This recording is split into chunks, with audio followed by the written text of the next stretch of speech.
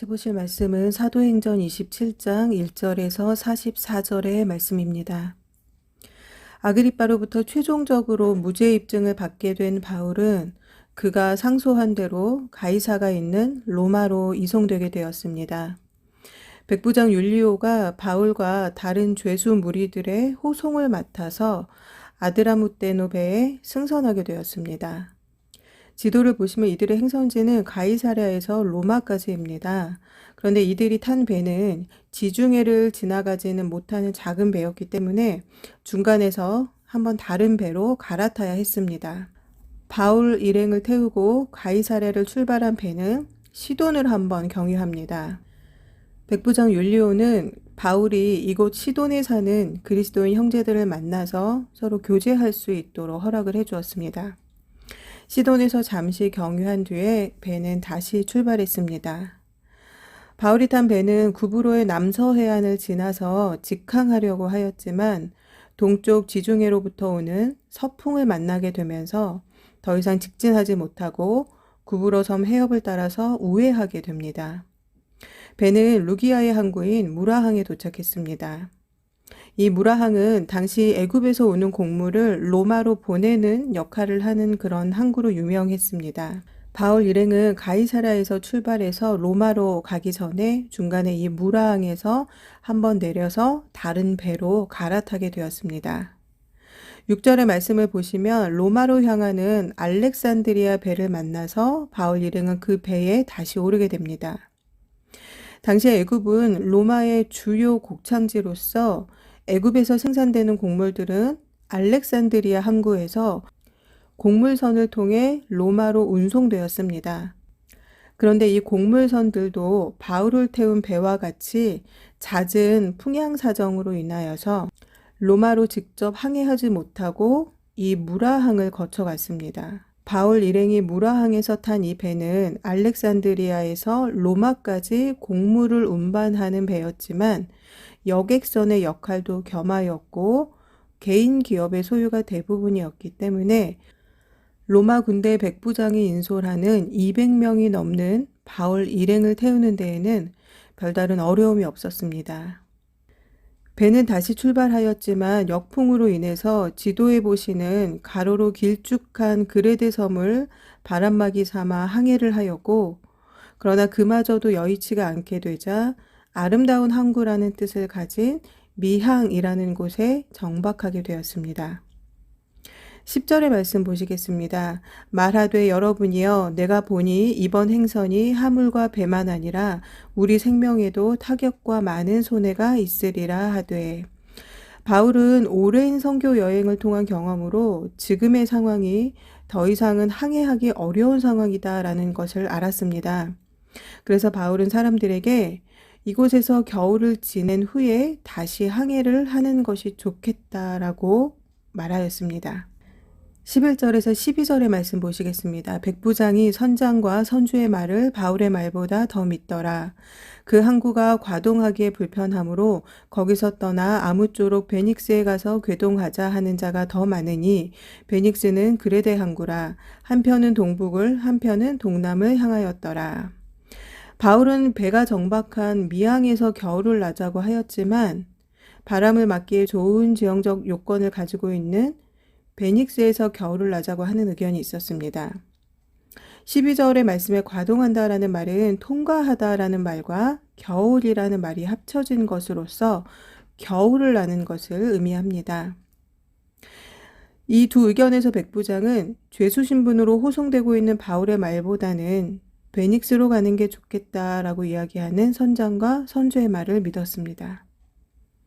13절에서 16절의 말씀 보시겠습니다. 남풍이 순하게 불매 저희가 득이한 줄 알고 닻을 감아 그레데 해변을 가까이 하고 행선하더니 얼마 못 되어 섬 가운데로서 유라굴로라는 광풍이 대작하니 배가 밀려 바람을 맞추어 갈 수 없어 가는 대로 두고 쫓겨가다가 가우다라는 작은 섬 아래로 지나 간신히 거루를 잡아 끌어올리고 줄을 가지고 선체를 둘러 감고 스르디스에 걸릴까 두려워 연장을 내리고 그냥 쫓겨가더니 13절의 말씀을 보시면 때마침 남풍이 순하게 불면서 선장과 선주의 의견을 따르기로 한 것이 좋은 결정인 듯 보였습니다.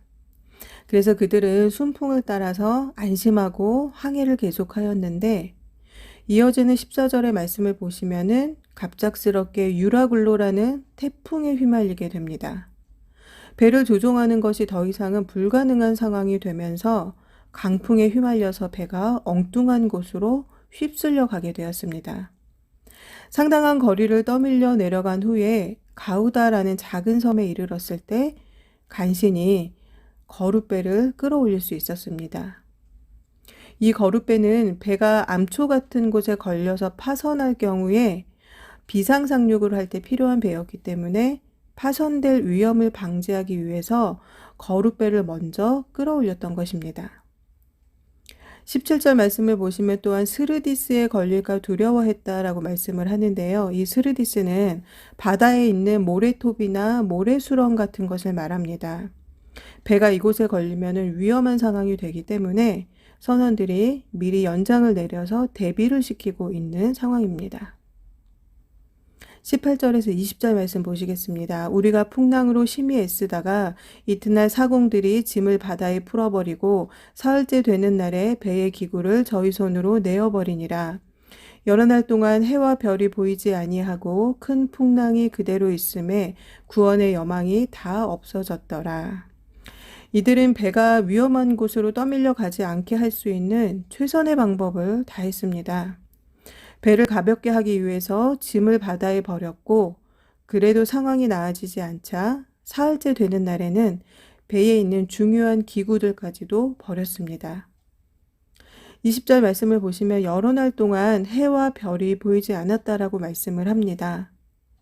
해와 별이 가려진 안개가 낀 어두컴컴한 상황에서 배는 여전히 풍랑 속에서 방향 감각을 상실한 채 표류하고 있었던 것입니다.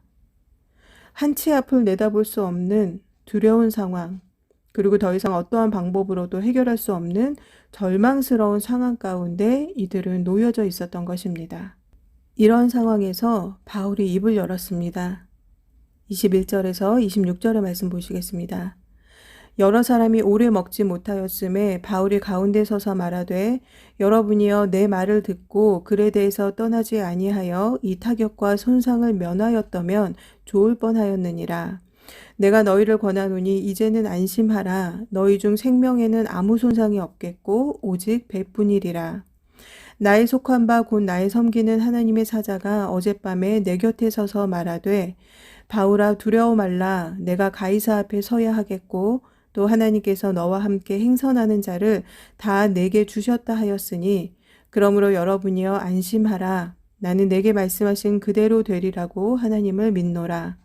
그러나 우리가 한 섬에 걸리리라 하더라. 사람들은 풍랑과 씨름을 하면서 오랫동안 제대로 먹지를 못하였습니다.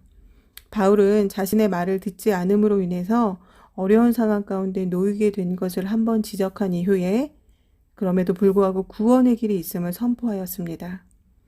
그 구원의 길은 바로 너희 중 아무도 생명을 잃지 않을 것이며 오직 배만 잃게 될 것이다 라는 말이었고 그리고 바울은 그것이 자신의 생각이나 자신의 판단이 아니라 자신이 섬기는 하나님의 사자가 계시해 준 말이다 라는 것을 덧붙였습니다.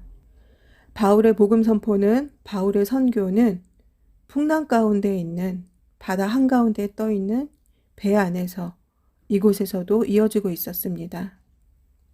24절의 말씀을 보시면 하나님의 사자가 바울에게 내가 가이사 앞에 서야 하겠고 라고 말씀을 합니다. 이 말씀은 23장 11절에서 주님께서 바울에게 네가 로마에 가서 복음을 전할 것이다 라고 말씀하신 것, 그것을 다시 하나님의 사자를 통해서 말씀하신 것입니다. 또한 24절 하반절을 보시면 하나님께서 너와 함께 행선하는 자를 다 내게 주셨다 하였으니 라고 말씀하는데요. 이 주셨다라는 것은 선물, 은혜를 뜻하는 동사에서 온 말입니다. 즉 바울과 함께 배에 탄 사람들은 하나님께서 바울에게 선물로 주신 사람들이라는 것입니다. 바울에게 왜 이 사람들이 선물이 되는 것일까요? 바울을 통해서 복음을 듣게 될 사람들이기 때문입니다. 바울이 전하는 복음을 듣고 구원받게 될 사람들이기 때문입니다. 구원받을 자를 하나님께서 바울에게 붙여주신 것입니다. 여러분, 우리 주변에 있는 많은 사람들도 하나님께서 우리에게 주신 선물일지 모릅니다. 나를 통해 그들을 구원하시기 위해 나에게 보내신 사람일지 모릅니다. 우리가 오지에 가서 선교하는 것도, 또 어떤 체계적인 전도 훈련을 배워서 전도하는 것도 좋지만, 지금 이 순간 하나님께서 구원할 자들을 나에게 붙여주셨다라는 것을 깨닫는 것도 매우 중요합니다. 내가 누군가의 구원의 통로가 된다는 것이 얼마나 감사하고 기쁜 일입니까? 풍랑을 만나서 생명의 위험 가운데 처한 상황에서 바울과 함께 한 배에 오른 많은 이들은 바울을 통해 구원받을 기회를 얻게 되었습니다. 그들은 모두 자신들의 생명이 끊어지게 될 것을 두려워했겠지만 바울을 통해 오히려 그들은 새로운 생명을 얻게 되는 사는 길로 가는 티켓을 받게 된 것입니다. 바울은 사람들을 안심시키며 배가 한 섬에 걸리게 될 것을 말했습니다. 그로부터 14일이 지났습니다. 바울 일행을 태운 배는 태풍으로 미항에서부터 멜리데 섬까지 떠밀려 왔습니다. 열 나흘째 되는 날 밤에 우리가 아드리아 바다에 이리저리 쫓겨가더니 밤중쯤 되어 사공들이 어느 육지에 가까워지는 줄을 짐작하고 물을 재어보니 20길이 되고 조금 가다가 다시 재니 15길이라. 암초에 걸릴까 하여 고물로 닷 넷을 주고 날이 새기를 고대하더니 사공들이 도망하고자 하여 이물에서 닻을 주려는 채 하고 거루를 바다에 내려놓거늘 바울이 백부장과 군사들에게 이르되 이 사람들이 배에 있지 아니하면 너희가 구원을 얻지 못하리라 하니 이에 군사들이 거루줄을 끊어 떼어버리니라. 사공들은 바다의 수심이 점점 얕아지고 있는 것을 보고 육지가 가까워지고 있다라는 것을 알았습니다. 그래서 배가 암초에 걸리지 않게 닻을 내렸습니다.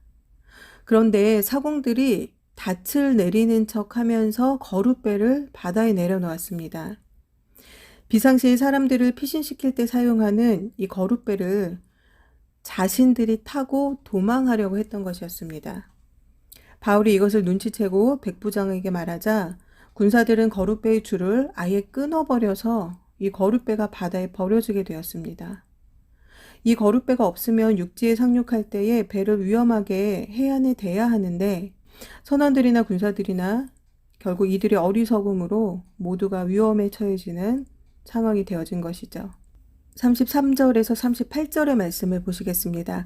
날이 새어가매 바울이 여러 사람을 음식 먹으라 권하여 가로되 너희가 기다리고 기다리며 먹지 못하고 줄인 지가 오늘까지 열 나흘인즉 음식 먹으라 권하노니 이것이 너희 구원을 위하는 것이요 너희 중 머리터럭 하나라도 잃을 자가 없느니라 하고 떡을 가져다가 모든 사람 앞에서 하나님께 축사하고 떼어 먹기를 시작하매 저희도 다 안심하고 받아 먹으니 배에 있는 우리의 수는 전부 276인이러라. 배부르게 먹고 밀을 바다에 버려 배를 가볍게 하였더니 바울은 다시 사람들에게 음식을 먹고 기운을 차릴 것을 권면하였습니다. 34절에서 말씀하는 구원은 육적인 것을 말하는 것인데요. 음식을 먹고 육신이 나약해지지 않게 몸이 상하지 않게 하라라는 말씀이었습니다. 그리고 바울은 너희 중 머리카락 하나도 잃을 자가 없을 것이다 라고 다시 한번 그들의 생명이 보장되어 있음을 말씀해 주었습니다. 바울이 얼마나 당당하고 얼마나 확신 있게 분명하게 말하였는지 사람들은 안심하고 바울과 함께 음식을 먹기 시작했습니다. 배에 탄 사람들은 모두 276명이었고 이들은 배부르게 음식을 먹은 후에 배를 가볍게 하기 위해 밀을 바다에 버렸습니다.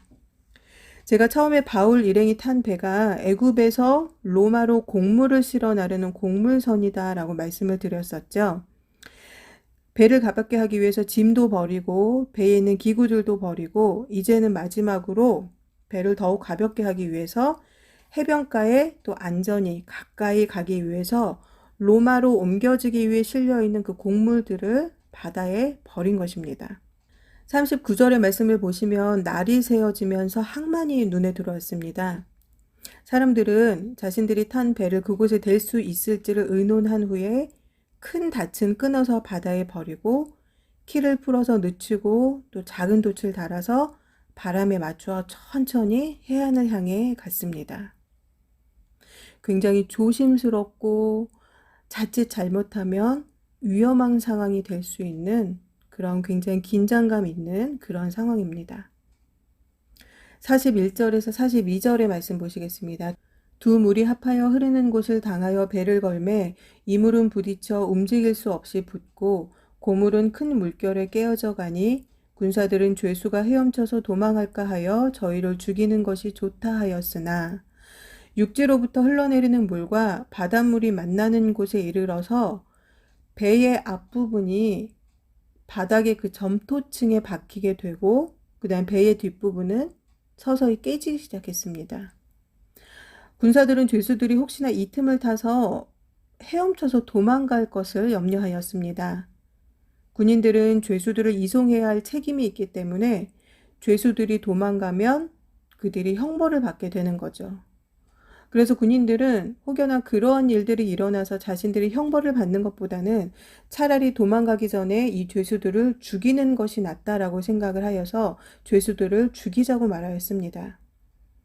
그런데 이들을 통솔하는 백부장이 이 군인들의 의견을 받아주지 않았습니다. 마지막 43절, 44절의 말씀을 같이 읽으시겠습니다. 백부장이 바울을 구원하려 하여 저희의 뜻을 막고 헤엄칠 줄 아는 사람들을 명하여 물에 뛰어내려 먼저 육지에 나가게 하고 그 남은 사람들은 널조각 혹은 배 물건에 의지하여 나가게 하니 마침내 사람들이 다 상륙하여 구원을 얻으니라. 아멘. 백부장은 가이사랴에서 배에 올라타서 처음 시돈을 경유했을 때에도 바울에게 시돈에 있는 그리스도인 형제들과 만날 수 있도록 호의를 베풀어 주었습니다. 중간에 미항에서 겨울을 나고 가자는 바울의 말을 따르지는 않았지만 처음부터 바울에게 호의적이었던 백부장은 죄수들을 죽이자는 군인들의 건의를 받아들여 주지 않았습니다. 만약에 바울이 없었다면 백부장은 군인들의 건의를 받아들였을지도 모릅니다. 백부장은 바울을 살리기 위해 군인들의 건의를 막았고 헤엄칠 줄 아는 사람들은 바닷물에 뛰어들어서 육지로 헤엄쳐서 나가게 명령을 하였습니다. 그리고 헤엄을 못 치는 남은 사람들은 나무 조각에 올라타든지 또는 배에 있는 물건을 이용해서 물을 건널 수 있도록 하였습니다. 마지막 44절의 말씀을 저하고 한 번 더 읽어보시겠습니다. 그 남은 사람들은 널조각 혹은 배 물건에 의지하여 나가게 하니 마침내 사람들이 다 상륙하여 구원을 얻으니라. 사람들이 다 상륙하여 구원을 얻었다라는 말씀으로 27장을 마치고 있습니다. 37절의 말씀에 배에 있는 무리의 수가 전부 276인이다 라고 말씀을 했는데요. 마지막 44절에 사람들이 다 상륙하여 구원을 얻으리라 라고 말씀을 하고 있습니다. 배에 있던 276명 모두가 생명을 얻게 되었다라는 말씀입니다. 여러분, 앞서서 사람들 앞에서 바울이 말했던 것을 기억을 하십니까? 22절을 보시면 너희 중에 아무도 생명에 손상이 없겠고 오직 100분이라. 26절에 반드시 우리가 한 섬에 걸리리라. 34절 하반절에 너희 중 머리카락 하나도 잃을 자가 없으리라. 하나님의 사자를 통해서 하나님께서 바울에게 주신 이 모든 말씀이 성취가 되었습니다. 오늘 말씀의 제목은 사는 길입니다. 예수님께서 십자가에 못 박히셨을 때 양쪽의 강도가 2명 같이 매달려 있었습니다. 한 명은 예수님께 저주를 퍼부었지만 다른 한 명은 예수님께 자신의 구원을 간청했습니다. 똑같은 죽음의 상황에 놓여져 있었지만 한 사람은 영원한 죽음의 길로, 그러나 또 한 사람은 영원한 생명의 길로 가게 되었습니다. 예수님께서 매달리셨던 그 십자가는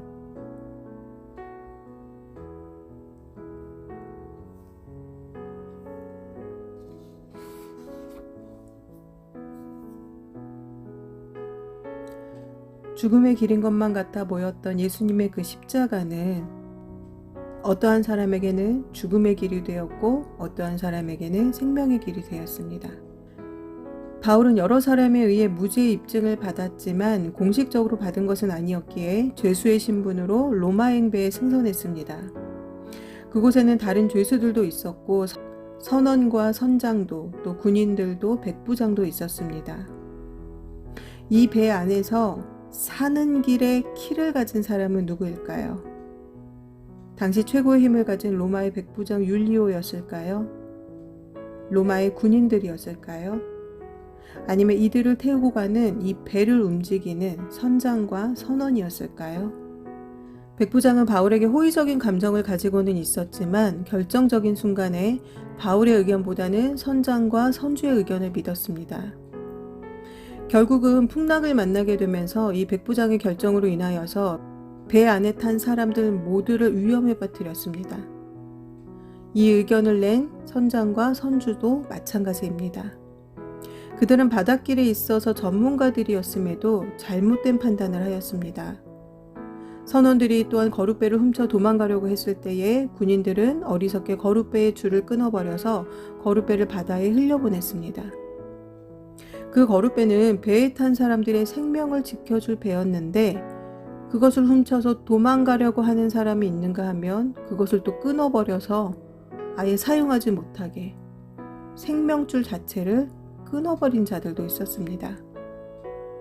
또한 군인들은 마지막 드디어 그 육지에 도착했을 때에 혹여나 죄수들이 헤엄쳐서 도망이라도 갈까봐 그들을 죽이자고 제안했습니다. 죄수들은 이들 모두에 의해서 그 목숨이 정말로 순간순간 그 목숨이 뺏겨질 위기를 맞이했습니다. 바울은 이들과 같은 입장인 죄인의 신분으로 배에 승선했습니다.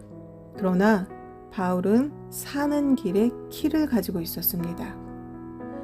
그것은 바로 그가 하나님의 자녀이자 하나님께서 세우신 사도이자 선교사였기 때문입니다. 바울은 오랜 선교 생활을 통해서 배를 많이 탔던 사람입니다. 위험한 순간도 여러 번 겪었고 바닷길에 대해서 매우 잘 알고 있었습니다. 바울은 모두가 안전해지는 길을 알았습니다. 그래서 미항에서 겨울을 나고 이동하자고 제안을 했던 것입니다. 바울의 제안이 거부당하고 배는 풍랑을 만났고 사람들은 모두 위험에 처해졌습니다. 언제 무슨 일이 일어날지 모르는 위험한 상황 속에서 사람들은 먹을 것도 제대로 먹지를 못하였습니다. 정신적으로 약해져 있을 때에 음식마저 제대로 먹지 못하였기 때문에 사람들은 육체적으로도 많이 약해져 있는 그러한 상황이었습니다. 바울은 그때 사람들에게 음식을 먹고 육체를 보존할 것을 권면했습니다. 그리고 하나님의 사자의 말씀을 전하며 반드시 모두가 살게 될 것을 강력하게 선포했습니다. 그리고 그것이 하나님께서 주신 말씀인 것도 같이 전했습니다. 드디어 육지에 상륙하게 되어 목숨을 건지게 된 상황에서 군인들은 죄수들이 도망갈까봐 염려하여서 그들을 죽이자고 하였지만 바울을 죽일 생각이 없었던 백부장에 의해 바울뿐만이 아니라 다른 모든 죄수들도 살게 되었습니다. 바울이 그 배에 타지 않았더라면 아마도 백부장은 군인들의 의견을 받아들였을 것이며 죄수들은 모두 죽임을 당했을 것입니다. 그러나 바울 한 사람이 그 배에 승선함으로 인해 바울과 같이 동행한 죄수들뿐만 아니라 백부장을 포함한 모두가 죽음의 길에서 사는 길로 들어서게 되었습니다. 사랑하는 성도 여러분, 예수님 안에 생명이 있습니다. 예수님 안에 길이 있습니다. 당시의 로마 시민권은 모든 것을 가능하게 만드는 그야말로 맞는 키와 같은 것이었습니다. 그 로마 시민권을 가진 바울이 가말리엘의 문화생으로 알아주는 엘리트 출신이었던 바울이 왜 이 사도행전의 말씀 안에서 사람들에게 온갖 수치와 멸시를 당하면서까지 목숨이 위험한 상황에서까지 복음 전도자의 길을 가고 있을까요? 그것은 예수님 안에 생명이 있음을, 예수님 안에 사는 길이 있음을 그가 분명하게 아는 사람이었기 때문입니다. 우리 또한 예수님 안에 생명이 있고 예수님 안에 사는 길이 있음을 압니다. 그러나 바울이 우리와 다른 점은 그는 오직 예수님 안에만 생명이 있고 오직 예수님 안에만 사는 길이 있음을 안다라는 것입니다. 그렇기 때문에 그는 절대로 한눈 팔지 않았습니다.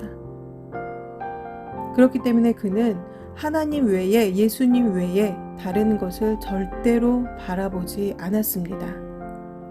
오직 예수님 안에만 사는 길이 있기 때문입니다. 그것을 분명히 믿는 바울에게 하나님께서는 구원받을 자들을 선물로 주셨습니다. 무서운 유라굴라 광풍도 그들을 죽음의 길로 인도하지 못하였습니다. 바울과 함께한 자들은 바울을 통해서 영적으로도 육적으로도 사는 길을 가게 되었습니다. 여러분, 우리에게도 바울과 같은 이런 분명한 믿음이 있어야 합니다. 우리에게 이러한 믿음이 있을 때에 우리 자신도, 우리가 사랑하는 사람들도, 우리와 관계된 모든 사람들도 모두가 다 함께 사는 길로 가게 되는 기적이 있게 되는 것입니다. 2021년도 한 해에 바울 사도와 같이 우리 스스로를 포함하여 많은 영혼들을 사는 길로 인도하는 그러한 축복의 통로가 되시는 저와 여러분 모두가 되시기를 바랍니다. 다 함께 기도하시겠습니다.